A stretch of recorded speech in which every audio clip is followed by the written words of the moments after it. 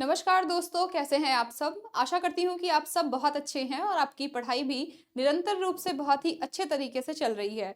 मेरा नाम है उपासना श्रीवास्तव और स्वागत है आप सभी का आपके प्लेटफॉर्म परीक्षा जंक्शन पर, जहां हम अलग अलग कॉम्पिटेटिव एग्जाम्स के लिए तैयारियां कर रहे हैं। यहाँ मैं आपको एसएससी के लिए ज्योग्राफी को पढ़ा रही हूँ या सिखा रही हूँ।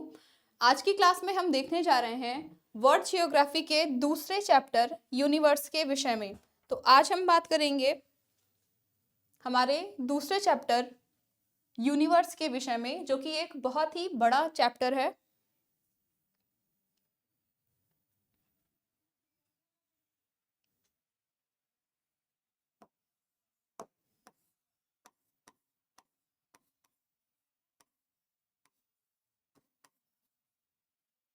यूनिवर्स, ब्रह्मांड। देखिए, ये चैप्टर आपके लिए बहुत ही ज़्यादा ज़रूरी है। इसलिए ज़रूरी है क्योंकि ये पहला तो बहुत ही ज़्यादा लेंदी है और इसमें से जो मैटर वगैरह हैं या एग्जाम्स में आपसे जो चीज़ें पूछी जाती हैं, यहाँ से आपसे क्वेश्चन बहुत ही ज़्यादा पुटअप किए जाते हैं। तो इसलिए आप अब से बहुत ही ज़्यादा सीरियसली जो है चीज़ों को ध्यान दीजिएगा, क्योंकि यहाँ से जो चीज़ें आपसे पूछी जाएंगी वो बहुत ही ज़्यादा महत्वपूर्ण हैं आपके एग्जाम्स के लिए। इसलिए तो आज हम देखने जा रहे हैं यूनिवर्स टॉप चैप्टर को, जहां हम बात करेंगे हमारे ब्रह्मांड के विषय में। जब हम बात करते हैं ब्रह्मांड की या जब हम बात करते हैं यूनिवर्स की और जब हम आसमान की ओर देखते हैं तो वहां हमें ढेर सारे टिमटिमाते हुए तारे दिखते हैं। हमारा सन, हमारा स्टार दिखाई देता है। इसके अलावा अलग अलग प्लैनेट्स, ब्लैक होल, गैलेक्सीज वगैरह देखने के लिए मिलती हैं।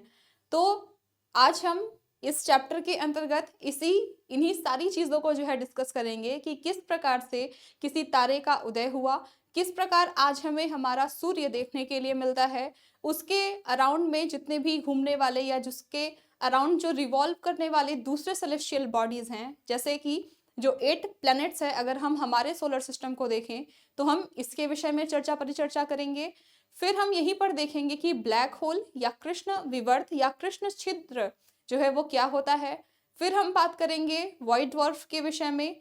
यही हम डिस्कस करेंगे अलग अलग प्रकार की थियरीज के विषय में। तो ये चैप्टर बहुत ही ज़्यादा इंटरेस्टिंग है और आपको, क्योंकि यहाँ पर कॉन्सेप्ट्स बहुत ही ज़्यादा हैं, तो इसलिए आपको चीज़ों को समझने में या पढ़ने में बहुत ही ज़्यादा मज़ा आएगा।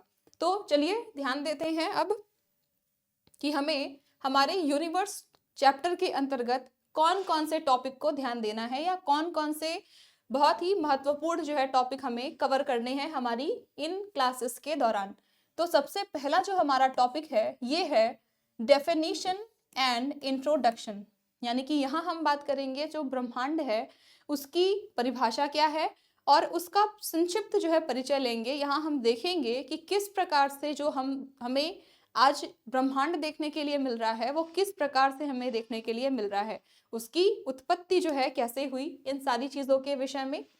इसके बाद हम देखेंगे कि ब्रह्मांड की मापन इकाइयां यानी कि measurement units of the universe. देखिए दोस्तों, कई अरब साल पहले जो हमारा ब्रह्मांड था, जो हमारा आज हमें जो कुछ भी चीजें देखने के लिए मिल रही हैं, चाहे वो हम आप ही क्यों ना हो, ये सारी की सारी चीजें एक बहुत ही छोटे टाइनी पार्टिकल के रूप में थी, या कह सकते हैं एक बहुत ही छोटे से पार्टिकल में जो है समाहित थी। ये सारी की सारी चीजें जो भी आप देख रहे हैं या जो भी चीज आप इमेजिन कर सकते हैं, वो सारी चीजें लगभग इसमें 13.7 अरब साल पहले या बिलियन ईयर अगो इसमें एक महाविस्फोट हुआ। यहाँ पर एक महाविस्फोट जिसे हम नाम देते हैं बिग बैंग का, यहाँ पर वो घटनाएं हुई और इन कारण से यहाँ से जो भी मैटर वगैरह निकले,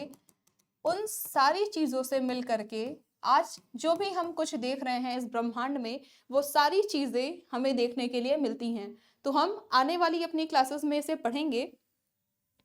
इसके बाद हम बात करेंगे ब्रह्मांड की मापन इकाइयों के विषय में, यानी कि मेजरमेंट जो यूनिट्स हैं उनके विषय में। देखिए, अगर हम बात करते हैं पृथ्वी की और अगर मैं आपसे पूछूं कि आपका जो घर है वो आपके स्कूल से कितना दूर है, तो आप इसे बहुत ही अच्छे से बता पाएंगे कि मैम मेरा घर जो है वो 1 किलोमीटर या 2 किलोमीटर की दूरी पर है। यानी कि पृथ्वी पर हम जितनी भी चीज़ें हैं उन्हें हम मीटर में जो है आसानी से देख लेते हैं या मीटर में हम उसे काउंट कर लेते हैं डिस्टेंस को। लेकिन अगर यही चीज़ आपको ब्रह्मांड में कही जाए कि आप बताइए कि अर्थ से सूर्य की दूरी कितनी है, तो क्या आप इसे किलोमीटर में मेजरमेंट कर पाएंगे? बिल्कुल नहीं कर पाएंगे, क्योंकि यहाँ पर जो चीज़ें हैं, जो एक दूसरे सेलेस्टियल बॉडीज हैं, उनके बीच में जो डिफरेंसेस है, सॉरी जो डिस्टेंस है, वो लगभग अरबों या लाखों किलोमीटर्स का है और उसे हम किलोमीटर में उसकी गणना हम नहीं कर सकते। और यही कारण है कि वैज्ञानिकों ने लगभग 3 प्रकार के एस्ट्रोनॉमिकल यूनिट्स को खोजा। इसमें 3 प्रकार के यूनिवर्स के यूनिट्स को खोजा गया।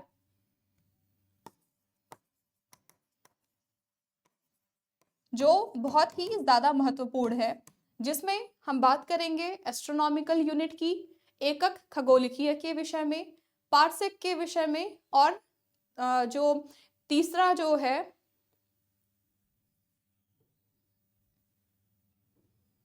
और तो इसमें हम बात करेंगे 3 एस्ट्रोनॉमिकल यूनिट्स के विषय में, जिसमें पहली है तो इसमें हम बात करेंगे 3 मेजरमेंट यूनिट्स के विषय में, जिसमें सबसे पहली है एस्ट्रोनॉमिकल यूनिट खगोलकीय इकाई, दूसरी है पार्सेक और तीसरी है लाइट ईयर, जिसमें हम इन सारी यूनिट्स के माध्यम से जो ब्रह्मांड है उसमें हम दूरियों का मेजरमेंट जो है करते हैं। इसके बाद हम हमारे तीसरे टॉपिक की ओर बढ़ेंगे। वहां हम देखेंगे ब्रह्मांड की उत्पत्ति, बहुत ही इंटरेस्टिंग टॉपिक, यानी कि ओरिजिन ऑफ द यूनिवर्स के विषय में। यहाँ हम बात करेंगे कि जो हमारा ब्रह्मांड था वो किस प्रकार से उसका ओरिजिन हुआ। यहाँ पर हम इन सारी चीज़ों के विषय में डिस्कस करेंगे। यहाँ पर हम अलग अलग प्रकार की थियोरीज, अलग अलग प्रकार के कॉन्सेप्ट्स को देखेंगे। जैसे काफ़ी साल पहले जैसे जैसे सभ्यताओं का विकास होता गया, जैसे जैसे हमें चीज़ें पता चलती गई, हमने अपने कॉन्सेप्ट और अपनी चीज़ों में सुधार किया और बाद में चल करके जो हमारे अवधारणाएं थी वो बाद में चल करके एक थियोरीज के रूप में हमें देखने के लिए मिली, जो कि साइंटिफिकली प्रूवन थी। इसमें अलग अलग विद्वानों ने अलग अलग प्रकार के मत दिए। किसी ने हमें बताया कि जो हमारी पृथ्वी है, ये जो हमारी पृथ्वी है वो फ्लैट है, और अगर आप इस जगह पर खड़े हैं तो अगर आप मान लीजिए ये ओशियन का एरिया है या समुद्र है, और कभी भी अगर आप इस समुद्र में जाएंगे तो आप बाहर की ओर नीचे गिर जाएंगे। तो इसके अलावा जो अलग अलग विद्वान आए उन्होंने अलग अलग प्रकार की अवधारणाएं दी। कुछ ने हमें ये बताया कि जो हमारी पृथ्वी है वो समुद्र के ऊपर तैर रही है। क्या एक्चुअल में ऐसा है? सुनने में ही ये लग रहा है कि ये किस तरीके की चीज़ें थी, लेकिन उस टाइम में हमें इतना ज्ञान नहीं था, इतनी नॉलेज नहीं थी कि हम ये चीज़ें सही तरीके से बता पाएँ, या सही चीज़ों के बारे में हमें उतनी जानकारियाँ जो है नहीं थी। और इस कारण से जैसे जैसे हमें चीज़ें पता चलती गईं, तो बाद में चल करके हमें पता चला कि जो पृथ्वी है वो सूर्य के अराउंड रिवॉल्व कर रही है, या जो पृथ्वी है वो ब्रह्मांड में ग्रेविटेशनल फोर्स के कारण लटकी हुई है। तो ये सारी चीज़ें हम इसमें डिस्कस करेंगे। उसके बाद जब हम ब्रह्मांड की उत्पत्ति पढ़ रहे होंगे तो यहीं पर हम देखेंगे कि जो हमारा यूनिवर्स है, जो हमारा ब्रह्मांड है, ये इसमें लगभग 100 अरब या कह सकते हैं 100 बिलियन गैलेक्सीज हैं। सोचिए कि हमारा जो ब्रह्मांड है उसमें 100 अरब से ज्यादा आकाश गंगाएं मौजूद हैं। और ये भी एक अजम्पशन ही है। जितनी भी चीजें आप पढ़ेंगे यूनिवर्स चैप्टर के अंतर्गत, वो सारी चीजें एक कल्पना के आधार पर ही बताई गई हैं, क्योंकि हम एग्जैक्ट कैलकुलेशन अभी भी नहीं कर सकते। और एक गैलेक्सी में, यानी कि एक आकाशगंगा में लगभग 100 बिलियंस ऑफ स्टार मौजूद हैं, यानी कि लगभग एक गैलेक्सी में 100 अरब तारे मौजूद हैं। और एक जो तारे होते हैं इनका सिस्टम होता है, जिसे जैसे कि मान लीजिए हमारा जो तारा है सूर्य, तो इसके मंडल या इसके सिस्टम को हम क्या बोलते हैं? Solar system. तो यही हम बात करेंगे सोलर सिस्टम की। फिर हम देखेंगे कि इस सोलर सिस्टम में जो प्लैनेट्स हैं वो कितने हैं, इन सारी चीज़ों के विषय में। तो ये एक ऑर्डर, ये एक जो है क्रम जो है चल रहा है। तो इन सारी चीज़ों के विषय में हम यहाँ डिस्कस करेंगे। फिर हम देखेंगे गैलेक्सीज के विषय में, आकाश गंगाओं के विषय में, जहाँ हम देखेंगे कि जो आकाश गंगा है, जो गैलेक्सी है, इसका ओरिजिन कैसे होता है, इसमें किस प्रकार की चीज़ें हमें देखने के लिए मिलती हैं। इसके बाद हम बात करेंगे हमारे 5वें टॉपिक निहारिका यानी कि नेबुला के विषय में। नेबुला जो होता है बेसिकली आइस, डस्ट और गैसेस से मिले हुए एक सेलेस्टियल बॉडीज होते हैं, क्योंकि जब बिग बैंग की घटना हुई थी तो उस टाइम में ढेर सारे मैटर्स, ढेर सारी गैसेस, अलग अलग प्रकार की फोर्सेस, ये सब कुछ वहाँ से जो है निकली हुई थी। और ग्रेविटेशनल फोर्स जिसका बहुत ही ज़्यादा इम्पॉर्टेंट रोल है पूरे यूनिवर्स में, जितनी भी चीज़ें आपको देखने के लिए मिल रही हैं उनको बनने में, तो इन ग्रेविटेशनल फोर्सेस और अलग अलग प्रकार की फोर्सेस के कारण एक टाइम के बाद में ये जितने भी पार्टिकल्स थे वो आपस में मिलना शुरू हुए, और इनसे ही अलग अलग प्रकार की सेलेस्टियल बॉडीज जो है बनना शुरू हुई। तो नेबुला जो है वो बेसिकली डस्ट पार्टिकल, गैसेस और आइस पार्टिकल का एक समूह है। आपको देख, और यहीं से जितने जो स्टार हैं उनका ओरिजिन होता है, उनका फॉर्मेशन होता है। इसके बाद हम देखेंगे स्टार्स के विषय में, यानी कि तारों को पढ़ेंगे। यहाँ हम देखेंगे कि किसी तारे की उत्पत्ति कैसे हुई। हम हमारे तारे सूर्य के विषय में देखेंगे। यहाँ हम बात करेंगे सूर्य के कैरेक्टरिस्टिक्स की, क्योंकि यहाँ से क्वेश्चन पूछे जाते हैं और आपके लिए इम्पॉर्टेंट भी है। इसके बाद हम देखेंगे कृष्ण छिद्र या ब्लैक होल की, बहुत ही ज़्यादा इम्पॉर्टेंट टॉपिक जहाँ से क्वेश्चंस पूछे जाते हैं। यहाँ हम देखेंगे कि जो ब्लैक होल है या जो कृष्ण छिद्र जिसे हम बोल रहे हैं वो एक्सट्रीमली ब्लैक है। क्यों ब्लैक है? क्योंकि ये एक ऐसी जगह है, जब हम बात करते हैं ब्लैक होल की,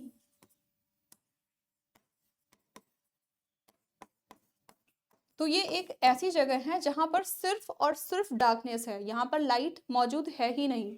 और इस कारण से हम इसकी कभी भी इमेज या कभी भी इसकी फोटो क्लिक नहीं कर सकते, कभी भी हम इसकी फोटो नहीं खींच सकते। क्यों नहीं खींच सकते? Can't take picture. क्यों नहीं खींच सकते? क्योंकि देखिए, जो फोटो होती है उसके लिए रिफ्लेक्शन बहुत इंपॉर्टेंट है। जब तक हमें रिफ्लेक्शन नहीं मिलेगा तब तक हमें कोई भी इमेज जो है शो नहीं होगी। तो इस कारण से जो ब्लैक होल है वो पूरी तरीके से अंधकारमय है, क्योंकि यहाँ पर ग्रेविटेशनल फोर्स जो है वो इनफाइनाइट है, बहुत ही ज़्यादा, बहुत ही एक्सट्रीम लेवल का। और यही जब हम ब्लैक होल पढ़ रहे होंगे तो यही हम देखेंगे इसकी सीमा, जिसे हम इवेंट होराइजन के नाम से जानते हैं, उसके विषय में। तो ये एक ऐसी सीमा है जिसके बाद लाइट भी एस्केप नहीं कर सकती। इसे इसीलिए हम बोलते हैं कि लाइट कांट एस्केप। तो हम यहाँ पर जब हम ब्लैक होल पढ़ेंगे तो यहाँ पर हम देखेंगे कि ब्लैक होल है क्या, इसकी उत्पत्ति कैसे हो रही है, इसकी विशेषताएं जो है वो क्या है, इनके विषय में। इसके बाद हम देखेंगे हमारा 8वां टॉपिक सोलर सिस्टम। बहुत ही ज़्यादा, या कह सकते हैं बहुत ही इम्पॉर्टेंट टॉपिक है, क्योंकि यहीं पर हम देखेंगे, जब बात हम कर रहे होंगे सोलर सिस्टम की, तो यहीं पर हम देखेंगे कि हम हमारे तारे की बात करेंगे, सूर्य के विषय में हम देखेंगे। प्लस आपको पता है कि जो सूर्य है उसके अराउंड इलिप्टिकल पाथ में लगभग 8 प्लैनेट्स क्या करते हैं, रिवॉल्व करते हैं या इसका परिक्रमण जो है करते हैं। और हम यहाँ पर इन प्लैनेट्स के विषय में पढ़ेंगे, सूर्य के विषय में पढ़ेंगे, इसका जो मंडल है या सोलर सिस्टम है इसके विषय में पढ़ेंगे। जितनी भी मेटियोर या दूसरे सेलेस्टियल बॉडी हैं इनको हम जो है यहाँ पर पढ़ेंगे। इनका ओरिजिन कैसे हुआ इसके विषय में देखेंगे। इनके ओरिजिन के संबंध में किस प्रकार की थियोरीज, किस प्रकार के कॉन्सेप्ट दिए गए, हम इसको यहाँ पर डिस्कस करेंगे। इसके बाद हमारा 9वां टॉपिक है सूर्य, जहाँ पर हम सूर्य के ओरिजिन, इसके कैरेक्टरिस्टिक्स को देखेंगे और बाकी चीज़ों को देखेंगे। फिर हमारा 10वां टॉपिक है ग्रह यानी कि प्लैनेट्स के विषय में, जहां पर हम 8 प्लैनेट्स जितने भी हैं उनको देखेंगे, प्लस इनकी विशेषताएं क्या हैं हम यहाँ पर उसको डिस्कस करेंगे। इसके बाद हमारा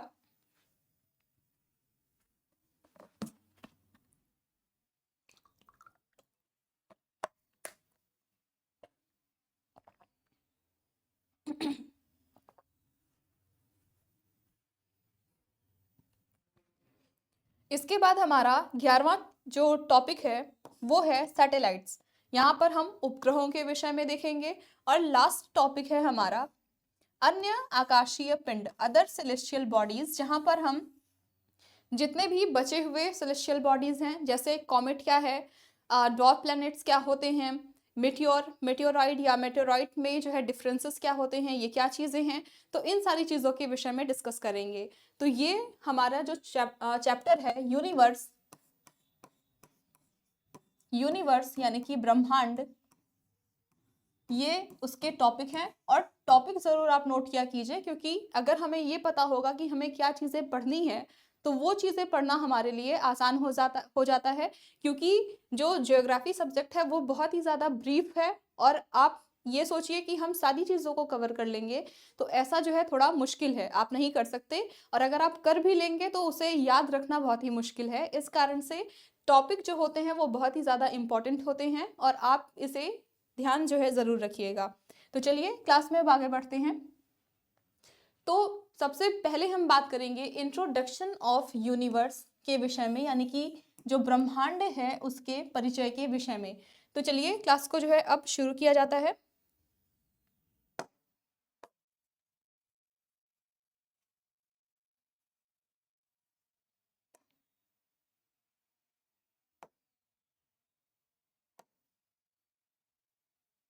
तो हमारा पहला जो टॉपिक है वो है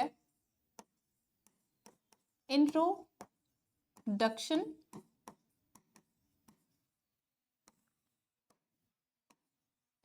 ऑफ यूनिवर्स, यानी कि ब्रह्मांड का परिचय। देखिए दोस्तों, जब हम बात करते हैं ब्रह्मांड की तो इसमें काफ़ी अरब साल पहले, यानी कि जब हम ब्रह्मांड में जितनी भी चीज़ें आप देख रहे हैं वो कुछ भी नहीं थी, कुछ भी चीज़ बनी ही नहीं थी। तो उस टाइम में जितनी भी चीज़ें थी वो बहुत ही छोटे एक पार्टिकल के रूप में एग्जिस्ट करती थी। एक बहुत ही छोटे टाइनी पार्टिकल में वो सारी चीज़ें समाहित थी, जो भी चीज़ आप इमेजिन आज के टाइम में कर सकते हैं, चाहे वो हम और आप ही क्यों ना हो। तो ये बहुत ही छोटा एक टाइनी पार्टिकल था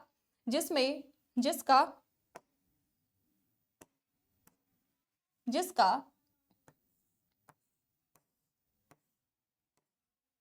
इनफाइनाइट प्रेशर, या कह सकते हैं मैक्सिमम प्रेशर, इनफाइनाइट टेम्परेचर और इनफाइनाइट डेंसिटी थी।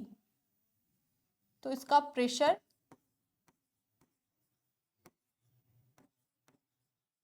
टेम्परेचर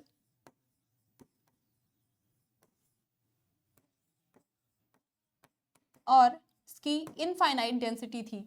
जिस कारण से देखिए, अगर कोई भी चीज़ है, अगर मान लीजिए ये कोई हिस्सा है और इसमें बहुत ही ज़्यादा प्रेशर लग रहा है, इसका टेम्परेचर बहुत ही ज़्यादा है, या फिर कह सकते हैं कि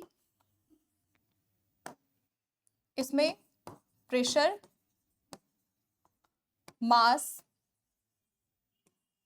और डेंसिटी बहुत ही ज़्यादा है, एक्सट्रीम लेवल की है, तो इसमें क्या होगा, इसमें क्योंकि दाब बहुत ज़्यादा है, यहाँ पर जो फोर्सेस लग रही हैं वो बहुत ही ज़्यादा हैं।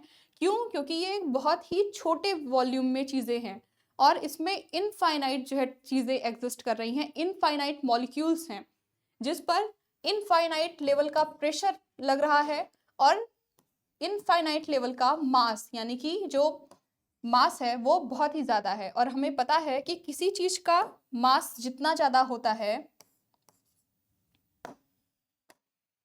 किसी भी चीज़ का मास जितना ज़्यादा होगा वहाँ पर उतनी ज़्यादा ग्रेविटेशनल फोर्स या ग्रेविटी जो है वो एग्जिस्ट करती है। यानी कि हम कह सकते हैं कि अगर मास ज़्यादा है तो ग्रेविटी कैसी होगी, उसकी बहुत ही ज़्यादा होगी।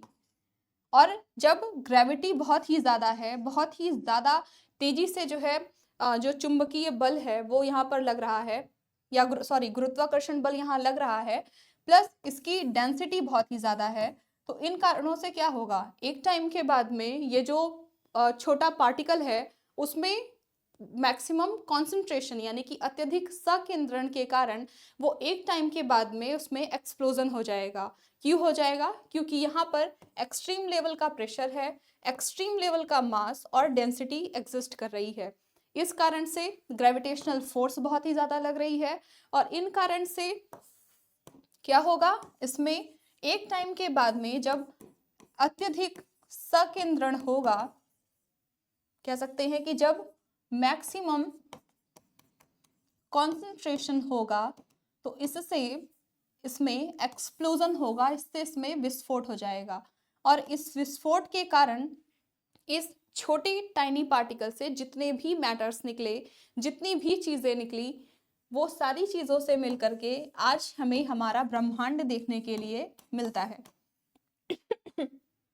और जब इस छोटे टाइनी पार्टिकल में जब एक्सप्लोजन हुआ तो उससे अलग अलग प्रकार की चीज़ें जो है बाहर निकली। जैसे इससे जो ये मैटर्स थे, इसमें डस्ट पार्टिकल्स, कुछ गैसेस थी, कुछ एलिमेंट्स निकले, और अलग अलग प्रकार की फोर्सेस, और मुख्य रूप से 4 प्रकार की फोर्सेस जो है निकली। यहां बना रही हूं, ध्यान दीजिएगा।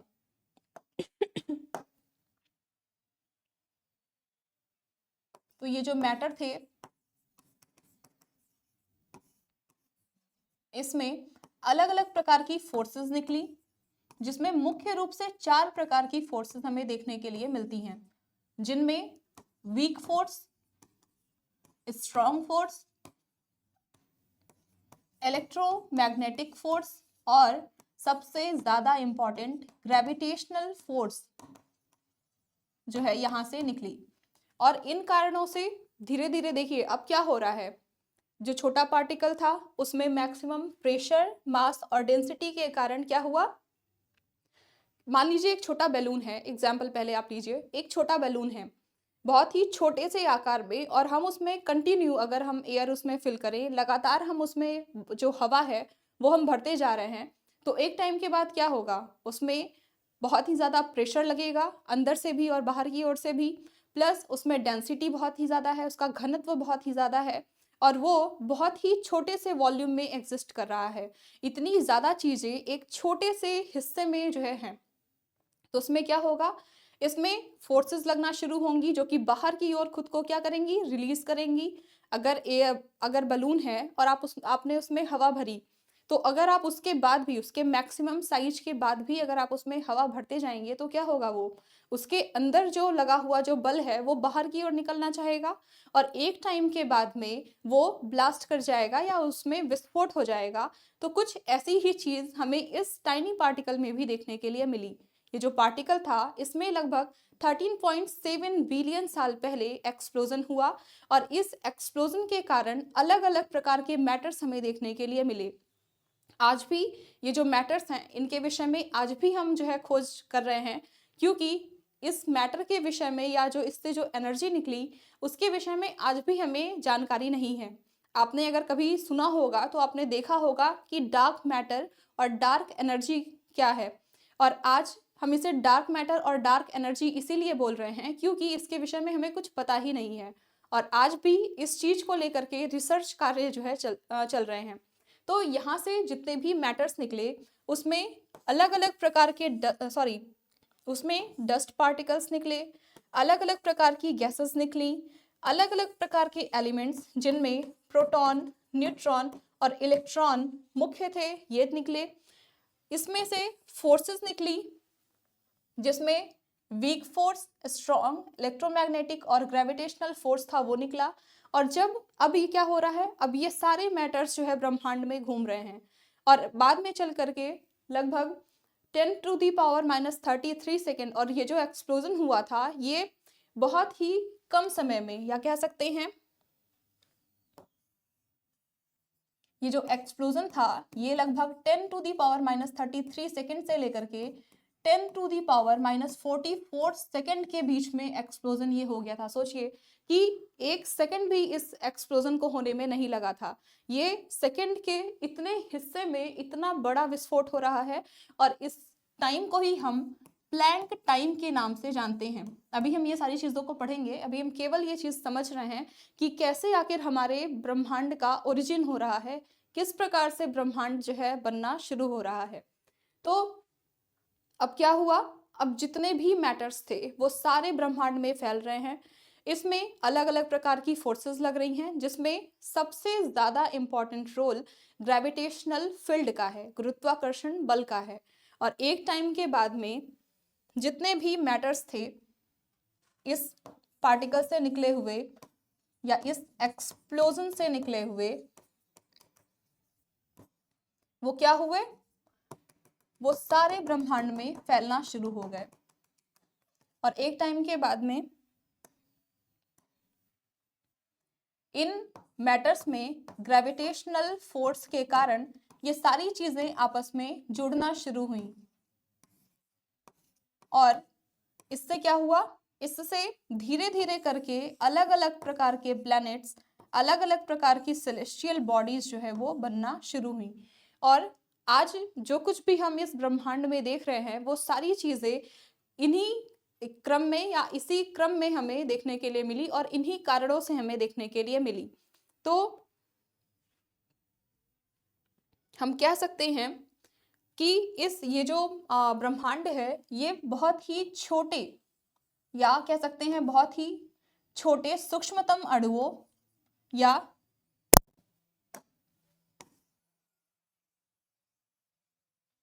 इस प्रकार से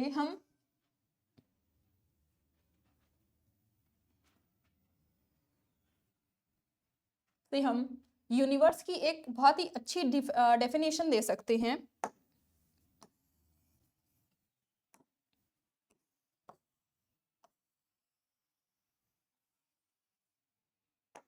तो हम यूनिवर्स की एक बहुत ही अच्छी डेफिनेशन दे सकते हैं। हम लिख सकते हैं या बता सकते हैं कि जो ब्रह्मांड है वो पहले वो एक छोटे सब एटॉमिक पार्टिकल्स से लेकर के विशालकाय आकाश गंगाओं का एक समूह है। हम कह सकते हैं इंग्लिश में कि the universe is a composition of चलिए इसे लिख लेते हैं फिर समझाती हूं कि अ universe is composition of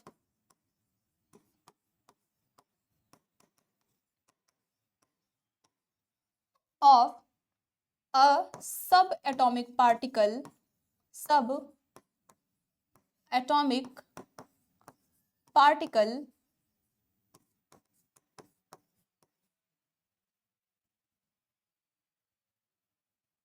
to a giant galaxy.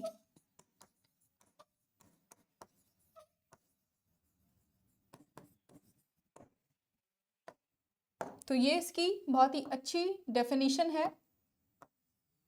Hindi में हम इसे लिख सकते हैं कि सूक्ष्मतम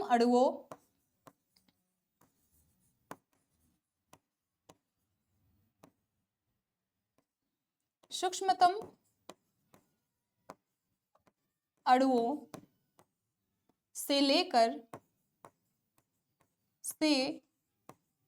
लेकर विशाल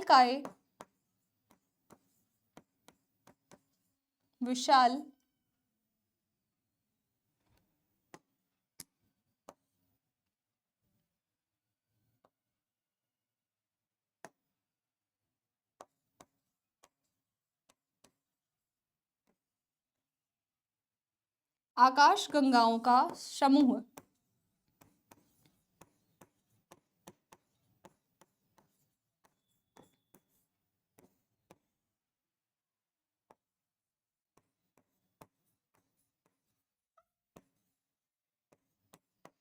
अब ऐसा क्यों बोला गया कि यूनिवर्स जो है वो छोटे अणुओं से लेकर के विशालकाय आकाश गंगाओं का समूह है? वो इसलिए बोला गया कि जो हमारा यूनिवर्स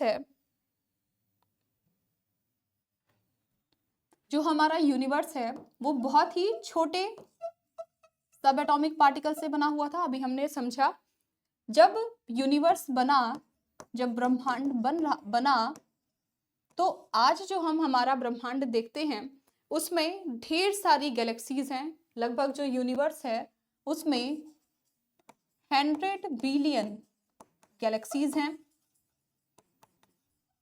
एक गैलेक्सी में लगभग 100 बिलियन ऑफ स्टार्स हैं, तारे हैं।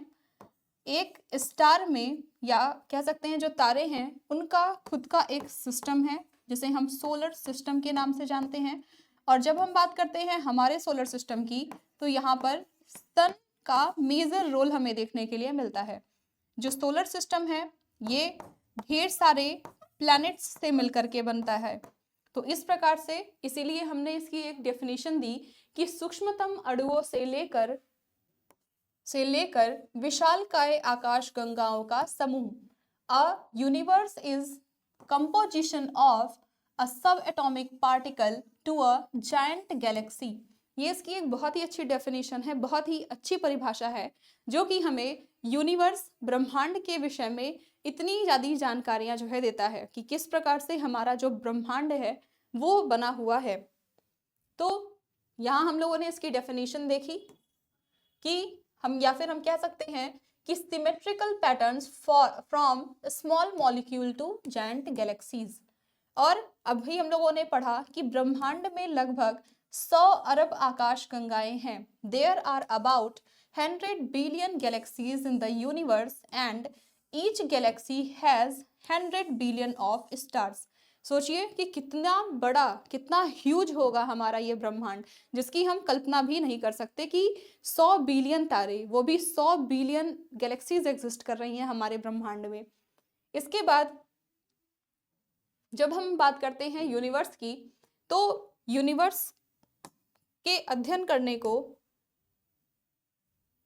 आप यहां लिख लीजिए, या फिर आप यहां लिख लीजिए कि यूनिवर्स के अध्ययन को, स्टडी ऑफ यूनिवर्स, इसे हम पहले पढ़ चुके हैं। तो आप मुझे बताइए कि यूनिवर्स या कॉस्मोस के अध्ययन करने को हम क्या कहते हैं? कमेंट बॉक्स में जरूर बताइएगा कि यूनिवर्स के अध्ययन करने को स्टडी ऑफ यूनिवर्स कॉल्ड, तो इसके अध्ययन करने को हम बोलते हैं कॉस्मोलॉजी। क्यों बोलते हैं कॉस्मोलॉजी? कॉस्मोलॉजी क्यों बोलते हैं? क्योंकि यूनिवर्स यानी कि ब्रह्मांड का दूसरा नाम कॉस्मोस है, इस कारण से हम इसे कॉस्मोलॉजी के नाम से जानते हैं। इसके बाद हमने ये देखा कि जो हमारा ब्रह्मांड है वो कंटिन्यूअस एक्सपैंड कर रहा है, यानी कि जो हमारा ब्रह्मांड है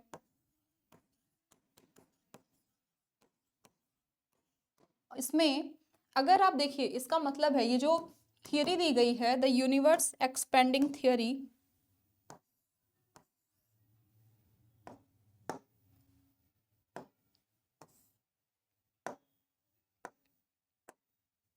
यूनिवर्स एक्सपेंडिंग थियरी, ये जो थियरी है ये दी गई थी एडविन पॉवेल हबल के द्वारा। इस थियरी को प्रपोज किया था हबल जी ने, जिन्होंने हमें ये बताया कि जो हमारा ब्रह्मांड है वो कंटिन्यूअस एक्सपेंड कर रहा है, लगातार इसमें विस्तार हो रहा है। इसको आइए हम समझते हैं कि कैसे। मान लीजिए कि एक आपने इस साल देखा, मान लीजिए 2024 में जो हमारा यूनिवर्स था वो कुछ यहाँ तक था, इसका विस्तार केवल इतना था।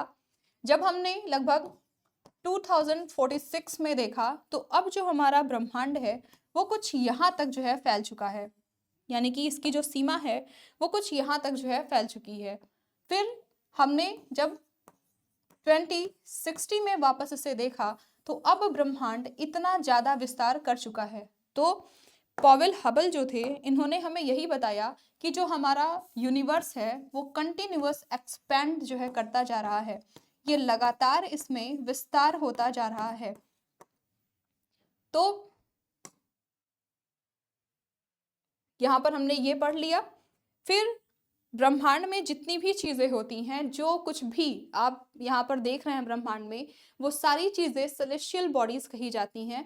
यानी कि अगर आपका प्लेनेट है वो भी सेलेस्टियल बॉडी है, स्टार है वो भी सेलेस्टियल बॉडी है। तो सेलेस्टियल बॉडी यानी कि खगोलीय पिंडों का अर्थ ही होता है कि आकाशगंगा, तारे, ग्रह, उपग्रह, धूमकेतु आदि, यानी कि जितनी भी चीजें आप इमेजिन कर सकते हैं इस ब्रह्मांड में, वो सारी चीजें सेलेस्टियल बॉडीज जो है कही जाती हैं। उन्हें एक शब्द दिया गया है सेलेस्टियल बॉडीज का या खगोलीय पिंडों का। और ये जो है आप देख रहे हैं, ये हमारी मिल्की वे गैलेक्सी है। ये हमारी मिल्की वे गैलेक्सी है, जो कि हमारी गैलेक्सी है, जिसका हिंदी नाम है दुग्ध मेखला। बहुत ही यूनिक नेम है, दुग्ध मेखला। और ये लगातार जो है, अब देखिए, ये इलिप्टिकल पाथ में लगातार रोटेट करती है। तो हमने भूगोल के परिचय में ये चीजें पढ़ी कि जो हमारा यूनिवर्स के परिचय में हम लोगों ने ये सारी चीजों को पढ़ा कि सबसे पहले हम लोगों ने इसकी एक डेफिनेशन ली, बहुत ही अच्छी। इसमें हम लोगों ने पढ़ा कि सूक्ष्मतम अणुओं से लेकर विशालकाय आकाशगंगाओं का समूह यूनिवर्स कहलाता है। A universe is the composition of galaxy, small molecules या subatomic particles to a giant galaxy. इसके बाद हम लोगों ने देखा कि ब्रह्मांड में लगभग 100 बिलियंस ऑफ आकाशगंगाएं एग्जिस्ट करती हैं। हम कह सकते हैं कि there are about 100 billion galaxies in the universe and each galaxy has 100 billion of stars. फिर हम लोगों ने देखा कि ब्रह्मांड के अध्ययन करने को, यानी कि स्टडी ऑफ कॉस्मोस को हम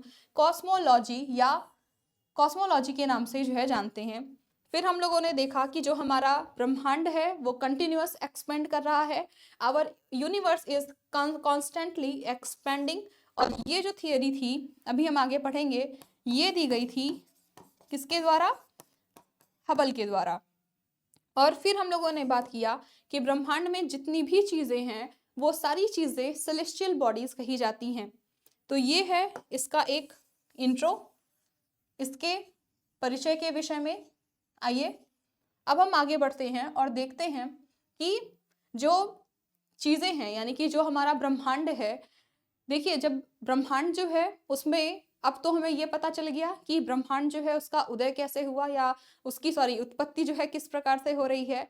यहाँ हम लोगों ने परिचय भी देख लिया कि जो हमारा ब्रह्मांड है उसमें इस प्रकार से चीजें जो है ओरिजिनेट हुई, इस प्रकार से चीजों की उत्पत्ति हुई।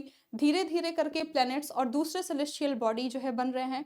अब हम वैज्ञानिक जो थे उनको अब जरूरत हुई कि अब हम जो है वहां पर उपस्थित जितनी भी चीजें हैं उनका हम मेजरमेंट कैसे करेंगे, या कौन सी सेलेस्टियल बॉडी किस सेलेस्टियल बॉडी से कितनी दूरी पर है, इसका मेजरमेंट हम कैसे करेंगे। जो कि एक बहुत बड़ी बात थी, क्योंकि ब्रह्मांड को जब हम देखते हैं तो वहां पर चीजें बहुत ही पास नहीं है कि जिसे हम मीटर या किलोमीटर में जो है उसका हम मापन कर लें। ब्रह्मांड में जो चीजें हैं वो अरबों या लाखों किलोमीटर की दूरी पर हैं। और इस चीज के लिए वैज्ञानिकों ने अलग अलग प्रकार की मेजरमेंट यूनिट्स को बनाया, या यूनिवर्स की डिस्टेंस को मापने या दूरी को मापने की इकाइयों को जो है बनाया। हम कह सकते हैं distance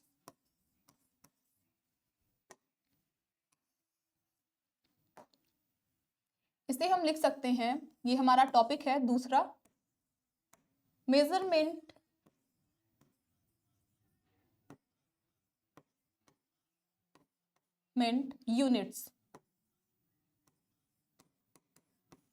units of the universe.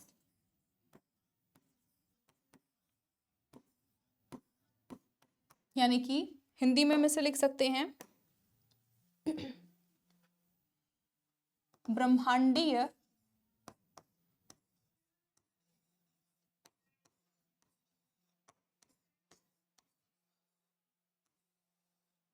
मापन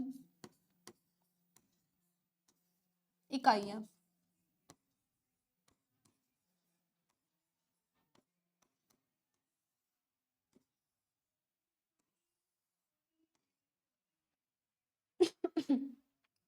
तो देखिए यहाँ पर जो वैज्ञानिक थे, इन्होंने मुख्य रूप से 3 प्रकार के जो है मेजरमेंट यूनिट्स को बताया, जिसमें सबसे पहली जो यूनिट थी वो थी एस्ट्रोनॉमिकल यूनिट। एस्ट्रोनॉमिकल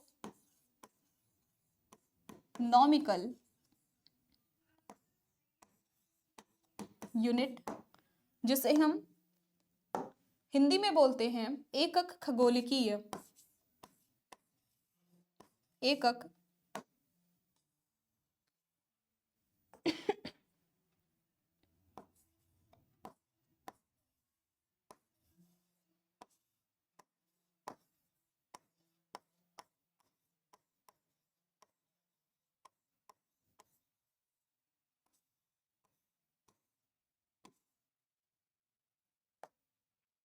दूसरी जो यूनिट थी, इसका नाम था लाइट ईयर। अभी हम इन सारी चीजों के विषय में पढ़ेंगे। लाइट ईयर,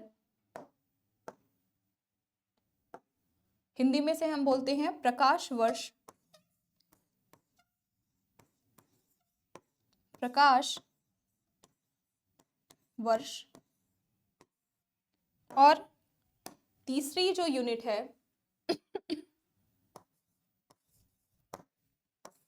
इसका नाम है पारसेक। इसे हम हिंदी और इंग्लिश में ऐसे सेम एज लिखते हैं, पारसेक। ये बहुत ही ज़्यादा इंपॉर्टेंट लाइन है, क्योंकि इनके द्वारा ही डिस्टेंस जो है उसका मेजरमेंट किया जाता है। और आज के टाइम में जब हमें सैटेलाइट्स वगैरह भेजनी है दूसरे प्लैनेट्स पर, दूसरी जगहों पर, तो इनका एक बहुत ही महत्वपूर्ण रोल हमें देखने के लिए मिलता है। तो चलिए शुरू करते हैं। जब हम बात करते हैं हमारी सबसे पहली यूनिट, जिसका नाम है एस्ट्रोनॉमिकल यूनिट की या एकक खगोलकीय के विषय में, तो एस्ट्रोनॉमिकल यूनिट एक ऐसी यूनिट है, एक ऐसी इकाई है जो कि ब्रह्मांड को मापने की सबसे छोटी इकाई है, या कह सकते हैं it is the smallest unit to measuring our universe. और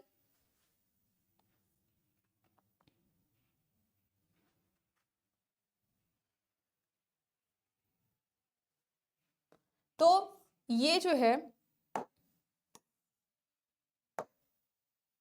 तो ये हमें बताता है कि पृथ्वी से सूर्य की औसत दूरी के विषय में ये हमें बताता है। हम कह सकते हैं कि जो एकक खगोलकीय है, एस्ट्रोनॉमिकल यूनिट है, ये हमें बताता है एवरेज डिस्टेंस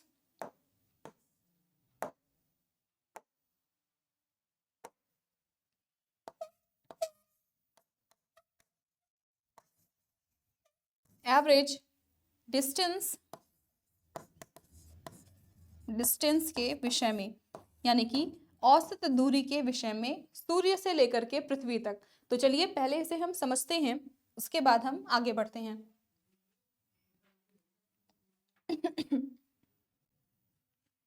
तो यहाँ जो हमारी पहली यूनिट है वो है AU।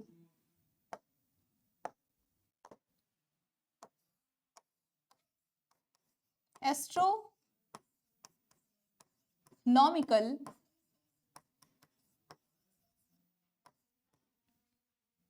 यूनिट। तो देखिए जब हम बात करते हैं AU की, और ये बताता है एवरेज डिस्टेंस को, डिस्टेंस बिटवीन अर्थ एंड सन। अब ये एवरेज डिस्टेंस की बात क्यों की जा रही है? जब हम अभी सूर्य पढ़ेंगे, सूर्य का टॉपिक पढ़ेंगे, तो वहां हम देखेंगे कि जो हमारा सन है, जो हमारा सन है,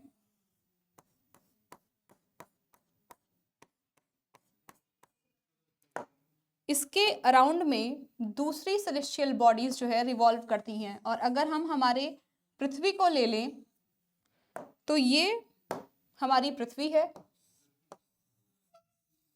ये हमारी अर्थ है, जो कि इसके अराउंड रिवॉल्व करती है। कैसे करती है? एक इलिप्टिकल, एक दीर्घ वृत्ताकार पाथ में।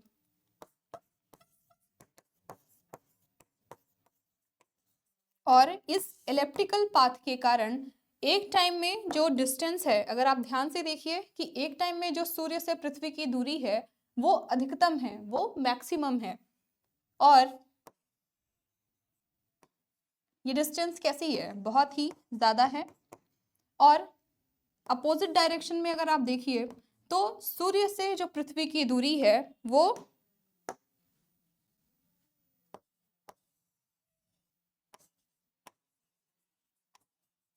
कैसी है? वो मिनिमम है, कम है। और ऐसा क्यों हो रहा है? ऐसा इसलिए हो रहा है क्योंकि पृथ्वी जो है वो सूर्य का परिक्रमण या सूर्य के अराउंड जो रिवॉल्व करती है वो इलिप्टिकल पाथ, दीर्घ वृत्ताकार जो कक्षा होती है उसको फॉलो करती है। इस कारण से तो जब ये जो मैक्सिमम दूरी होती है, इस टाइम में जो डिस्टेंस होता है वो लगभग 157 मिलियन किलोमीटर के अराउंड होता है। और जब जो मिनिमम डिस्टेंस है वो लगभग 142 मिलियन किलोमीटर के आसपास होता है। तो आप देख रहे हैं कि इन दोनों के बीच में जो डिस्टेंस है वो अलग अलग है। एक टाइम में बहुत ही ज़्यादा दूरी है और दूसरे अपोजिट डायरेक्शन में जो दूरी है वो बहुत ही ज़्यादा कम है। और जब कभी हम एवरेज निकालते हैं तो हम क्या करते हैं? अगर हमें एवरेज निकालना है तो क्या करते हैं? हम दो नंबर्स को लेते हैं, उसमें 2 का डिवाइडेशन कर देते हैं और जो भी नंबर आता है वही उसकी जो है एवरेज चीज़ें जो है होती हैं या एवरेज जो है डिस्टेंस होता है। तो यही कारण है कि जब हम यहाँ पर बात कर रहे हैं इस डेफिनेशन की या एस्ट्रोनॉमिकल यूनिट के विषय में, तो इसीलिए हम यहाँ एवरेज शब्द का यूज कर रहे हैं, क्योंकि यहाँ पर हम सूर्य और पृथ्वी की के बीच की एवरेज दूरी को ले रहे हैं इस कारण से। तो यही कारण है कि एस्ट्रोनॉमिकल यूनिट की डेफिनेशन दी गई कि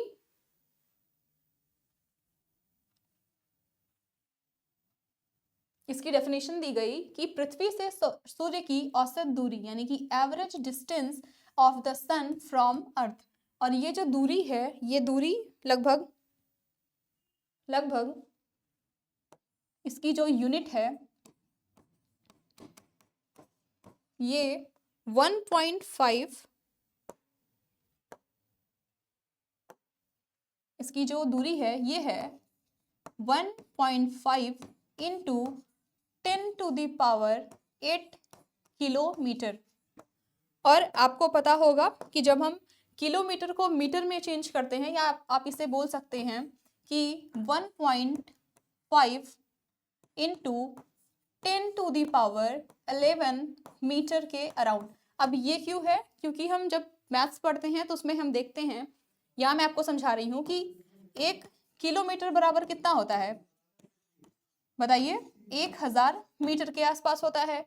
और जब हम किलोमीटर को मीटर में चेंज करते हैं तो जितने भी जीरोस इधर आएंगे उन सारी चीज़ों को हम इसमें ऐड कर देते हैं। तो यहाँ पर कितना है? 8 किलोमीटर है। जब हमने इसे मीटर में चेंज किया तो यहाँ पर 3 जीरो बढ़ रहे हैं। इस कारण से जब ये मीटर में आया तो यहाँ पर ये हो गया 10⁻11 मीटर। तो अगर आपसे किलोमीटर में पूछा जाए तो आप इसे बताइएगा, अगर मीटर में पूछा जाए तो आप इसे इस तरीके से चेंज करके आप किसी भी चीज़ को बता सकते हैं। तो ये हो गई एस्ट्रोनॉमिकल यूनिट के विषय में। इसके बाद जो दूसरी यूनिट थी वो थी लाइट ईयर की, लाइट ईयर, जिसे हम हिंदी में बोलते हैं प्रकाश वर्ष।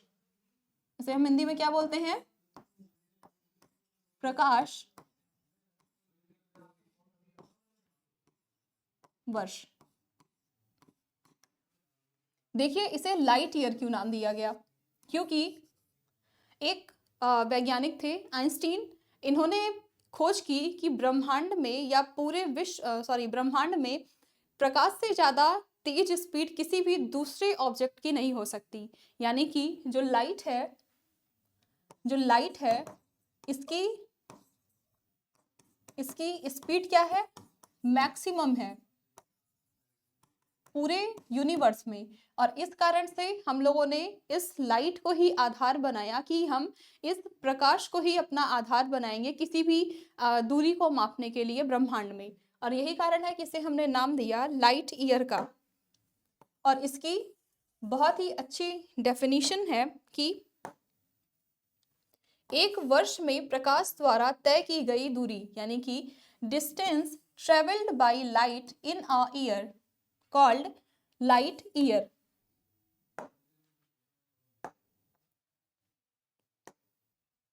तो इसीलिए हमने इसकी डेफिनेशन क्या दी कि डिस्टेंस ट्रेवल्ड बाय लाइट, यानी कि एक वर्ष में प्रकाश जितनी भी दूरी तय करेगा ये उसको बताता है। यानी कह सकते हैं कि एक वर्ष में प्रकाश जितनी दूरी तय कर रहा है ये उसी लाइट ईयर को डिनोट कर रहा है या बताता है। इसकी जो यूनिट है वो है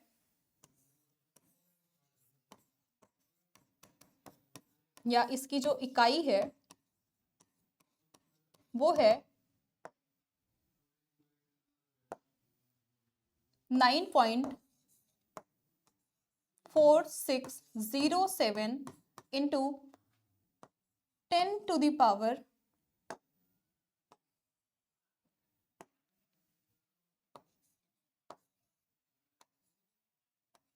12 किलोमीटर।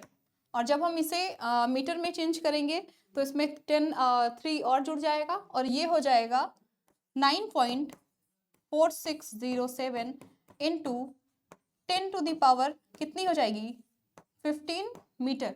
तो ये चीज़ आप याद रखिएगा। इसके बाद लाइट ईयर के बाद में जो तीसरा मेजरिंग यूनिट है, तीसरी जो मेजरिंग यूनिट है वो है पारसेक। और ये जो लाइट ईयर है इसका हम सबसे ज़्यादा उपयोग करते हैं, यानी कि इस लाइट ईयर का हम मैक्सिमम यूज़ करते हैं। हम लिख सकते हैं मैक्सिमम यूटिलाइज्ड, सर्वाधिक उपयोग किया जाने वाला जो यूनिट है वो लाइट ईयर है। इसके बाद जो तीसरी यूनिट है वो है पारसेक की,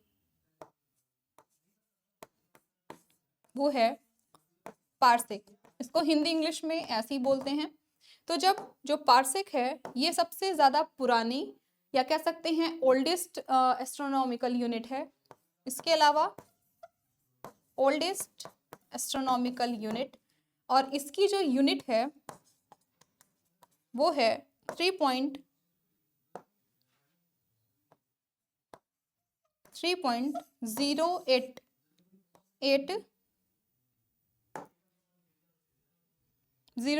into 10 to the power 16 metre की और या फिर 3.26 लाइट ईयर की। तो ये हम लोगों ने पढ़ा एस्ट्रोनॉमिकल यूनिट्स के विषय में कि एस्ट्रोनॉमिकल यूनिट्स क्या हैं। चलिए एक बार यहाँ देख लेते हैं। तो सबसे पहले हम लोगों ने बात किया एस्ट्रोनॉमिकल यूनिट की एयू के विषय में, जिसमें बताया गया कि average distance of the sun from the earth, और इसकी यूनिट है 1.5 into 10 to the power 8 kilometre. और जब हम किलोमीटर को मीटर में चेंज करेंगे तो ये हो जाएगा 10 टू द पावर 11 मीटर के आसपास।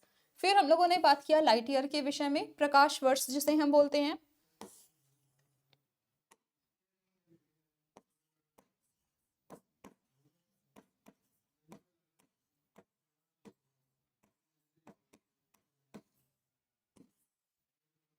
और इसमें बताया गया कि एक वर्ष में चली गई दूरी प्रकाश के द्वारा, distance travel by light in a year, और इसकी जो यूनिट थी वो है 9.4607 into 10 to the power 12 kilometre. इसे आपने मीटर में कन्वर्ट किया, कितना हो गया 10 टू द पावर 15 मीटर के आसपास। इसके बाद है पारसेक, जो कि दूरी मापने की सबसे बड़ी और सबसे प्राचीन इकाई है, यानी कि largest and oldest unit of the universe. Of the measurement of universe, और इसकी जो यूनिट है वो है 3.08 इंटू 10⁻16 मीटर। अब मुझे बताइए कि अगर यहाँ पर 16 मीटर है तो अगर हम इसे किलोमीटर में चेंज करेंगे तो ये हो जाएगा